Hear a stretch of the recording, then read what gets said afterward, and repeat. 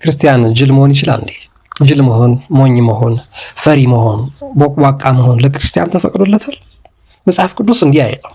ለመጽሐፈ ምሳሌ ምዕራፍ 9 ቁጥር 10 ላይ እንዲሁም በመጽሐፈ ምሳሌ እዛው ምዕራፍ 1 ቁጥር 7 ላይ በጠቢቡ ሰሎሞን አባት መዝሙር 110 ቁጥር 10 ላይ እግዚአብሔርን መፍራት የጥበብ መጀመሪያ ነው ይላል።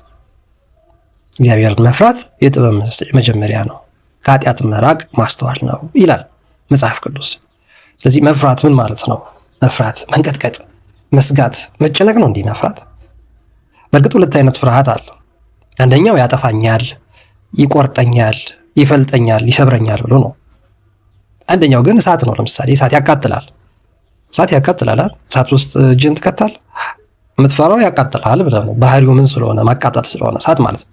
ገደል ከወደቅ ስለምትደቅ ትፈራለህ። አንዳንድ አደጋ የሚያጋልጡ ቦታዎች ላይ ስትገባ የምትፈራው እኮ ጤነኛ ስለሆንክ ነው። ያን መቋቋም ስለማትችል ነው። እግዚአብሔር በባህሪው ቅዱስ ነው። እግዚአብሔር በባህሪው ንጹህ ነው። እግዚአብሔር ጻድቅ ነው። ንጹህ አምላክ ነው እና ንጹህ ነገር ይወዳል። የሚያቃጥል እሳትም ነው። የዘላለም አምላክ፣ የሰላም አለቃ፣ የፍቅር ባለቤት ነው እግዚአብሔር። መሐሪ፣ ቸር፣ ይቅር ባይ፣ አዛኝ፣ ደግ፣ ሩህሩህ ብቻ አይደለም እግዚአብሔር። እግዚአብሔር ኃይለኛ ነው። የሚመካ በእግዚአብሔር ይመካ የተባለው ለምንድን ነው? አስተማማኝ ስለሆነ እኮ ነው። ኃይሉ ከሰው አቅም በላይ ስለሆነ ነው። የተወደዳችሁ ወንድሞችና እህቶች ክርስቲያን ጅል መሆን ይችላል እንዴ? ሞኝ፣ ቂል፣ ፈሪ መሆን ይችላል? አይችልም። መቼም እግዚአብሔር አምላካችን በመድኃኒታችን ኢየሱስ ክርስቶስ መገለጥ ያስተማረን እጅግ በጣም ብዙ የመታዘዝ ከስህተት ትምህርት የመራቅ ትዕቢተኛና ኩሩ ተመጻዳቂ ያለመሆንን በዓለማዊ ምኞት አለመስጠምን በብዙ መልኩ አስተምሮናል። ይህን የተረዳ ቅዱስ ጳውሎስ እኔ ክርስቶስን እንደምመስል እናንተን እኔን ምሰሉ ያለ ቅዱስ ጳውሎስ እናንተ የገላትያ ሰዎች ሆይ ለምንድነው የማታስተውሉት? ለምንድነው ሞኝ የሆናችሁት? የመስቀሉ ነገር የክርስትና ነገር እንዴት ተሰወረባችሁ ይላል። እና ጅል አለመሆን ማለት የጥበብ መጀመሪያ እግዚአብሔር መሆኑን ማወቅ ነው። እውቀት እኮ ማጣት አይደለም ጅልነት ወይም ፈሪነት፣ አለመማርም አይደለም። ብዙ ነገር ስለጎደለን አይደለም ሞኝ፣ ቂል፣ ጅል የምንሆነው። ጅል፣ ጅላንፎ፣ ጅላጅል እያሉ አንዳንድ ሰዎች መቼም በተለያየ አስተያየት ሊሰጡን ይችላሉ። ክርስቲያን ጨው ነው፣ ለዚች ምድር ማጣፈጫ ቅመም ነው ክርስትና። ክርስቲያኖች ቁጥር ካነሰ እግዚአብሔር ይችን ምድርና ሰማይ ያጠፋታል። የሚታገሰው የመጨረሻዎቹ ክርስቲያኖች መኖር አለመኖራቸው ነው።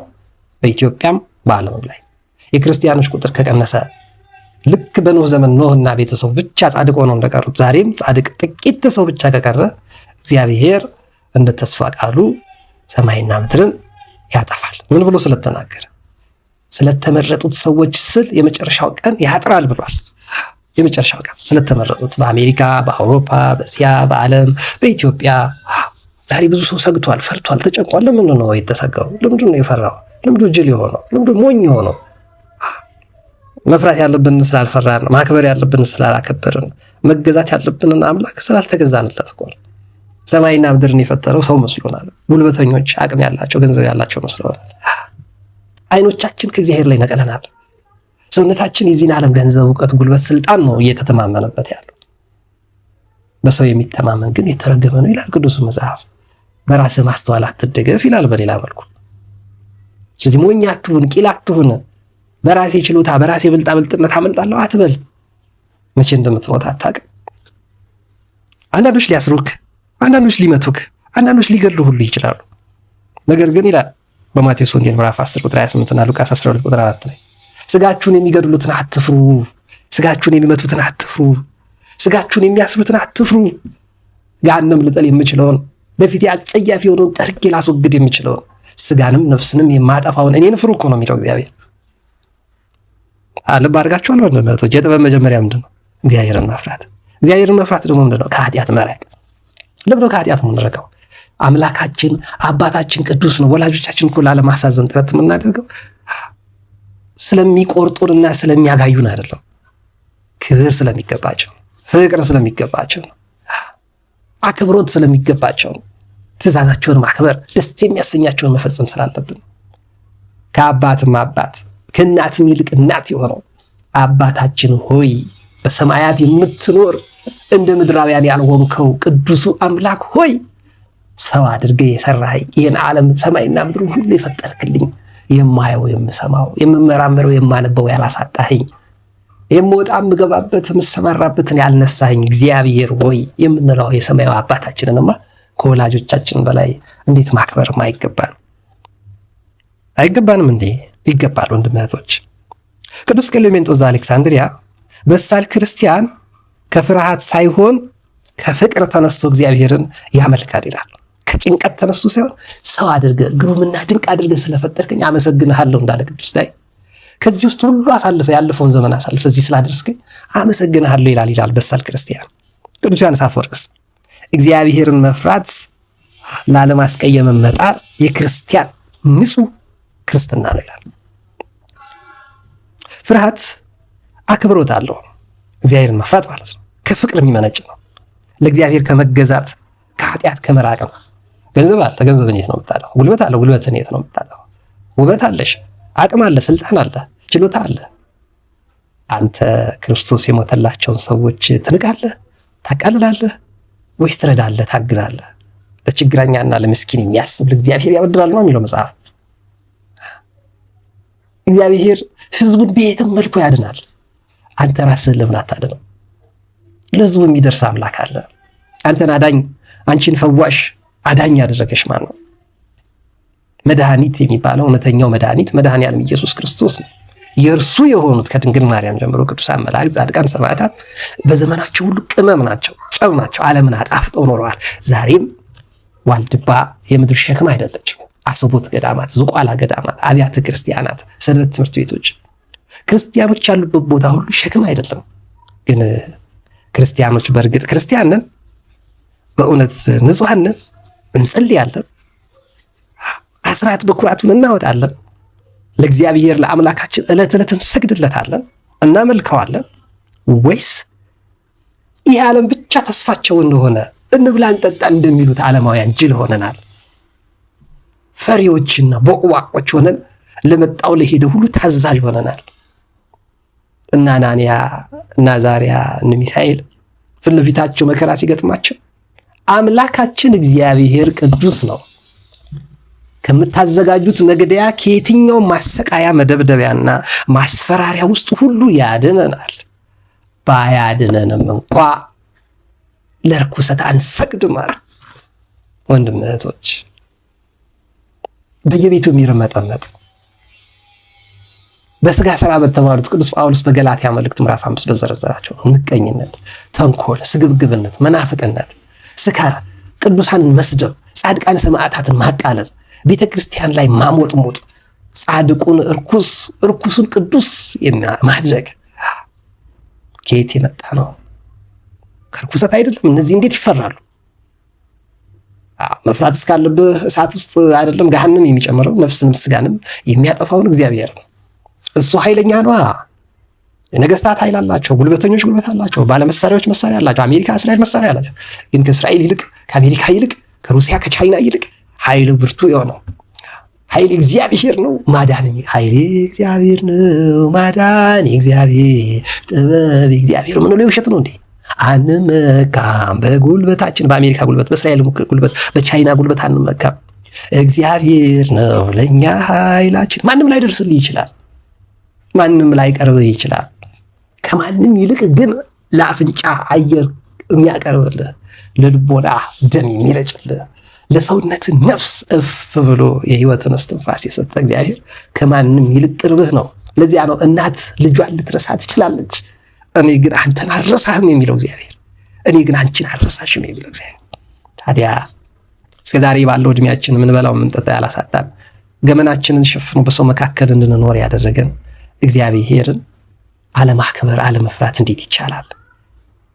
እግዚአብሔርን መፍራት እኮ አለመቻል ጅል እኮ መሆን ነው። ሞኝ ቂል መሆን እኮ ነው። እናንተ የገላትያ ሰዎች እንዳታስተውሉ ማን አዚም አደረገባችሁ? ቤተክርስቲያን ቅድስት እንደሆነች፣ ታሪኳ ንጹህ እንደሆነ፣ ከእስልምና እንደማይገናኝ፣ ከፕሮቴስታንት እንደማይዛመድ፣ ከካቶሊክ ጋር እንደማይነጻጸር ቅድስት እንደሆነች ቤተክርስቲያን አንድ ጊዜ ቅዱሳን የተሰጠች እምነት እንደሆነች እንዳታስተውሉ አዚም ያደረገባችሁ ማለት በአጋጣሚ ትላንት አንድ ወዳጄ ማዕከላዊ እስር ቤት ሄጄ አላቅም ነበረ።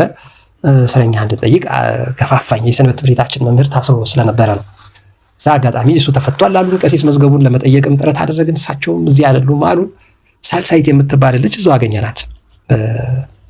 መገናኛ ብዙሃን የምትታወቀው 1-2 ሰከንድ የተወሰኑ ደቂቃዎች ለማናገርም ጥረት አድርጌያለሁ።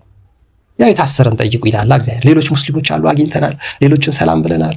ያገኘናቸውን አጋጣሚ ጠይቀናል። ወዳጄ ዕቃ ገዝቶ ስለነበር የገዛ ነው ላገኘናቸው ሰጥተናል ማለት ነው። ብንጠይቅ ይሄ ነው ሌላ ነው፣ የጠየቅነው ሌላ ነው። እኔ ያ ሰው እንሂድ ባይለኝ አላደርግም። አየህ ማስተዋል አለው፣ እግዚአብሔርን መፍራት አለው፣ አይምሮ ጤነኛ ነው። ደውሎልኝ አነሳስቶኝ ሄደን እስር ቤቱን አየን። የታሰሩትን ጠየቅን። ሙስሊሙ አለ፣ ጴንጤው ታስሯል፣ ክርስቲያን አለ የታሰረ በተለያየ ምክንያት በግፍ ሊሆን ይችላል። አንዳንዱ በስህተት ሊሆን ይችላል። አንዳንዱ በጨካኝነት ሊሆን ይችላል። አንዳንዱ በድሎ ሊሆን ይችላል የታሰረው።